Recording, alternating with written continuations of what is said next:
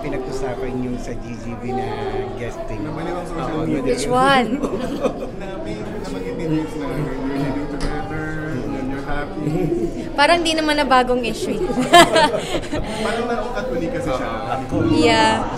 Ewan ko ba kay James? No, but really, I didn't really want to say anything before kasi hindi naman importante kung namalaman din ng ibang tao, but I guess it's out.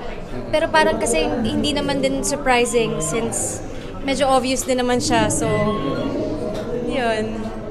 That's what are you wearing? Me? Yes, this is from a local designer po. Actually, nag-team up po kami ng ng stylist ko to work on this. Yeah, so idea po namin parehas. I forgot her name. I'm sorry. Lance, kumakain ka pa ba? Kasi ang sexy mo. Yes, I do. I still eat, of course. But na po kasi meron akong yung packed food. So, yun po yung palagi kong kinakain. Can we know kung sino pa yung mga kasama mo sa Indak? Sa Indak, well, si Sam Concepcion kasama ko. And then other Viva artists. Si Vito is there. #Vito. Nathan Eugenio.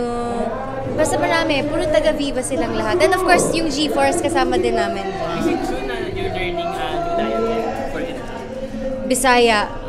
Sobrang hirap niya actually. But there are parts in the movie na Bisaya talaga kami mag-usap-usap. Kami na pala nila Miss Yayo. Kasi si Miss Yayo po yung nanay ko dun sa movie. So, meron kami mga conversations na Bisaya. Pero limited lang kasi medyo mahirap nga siya.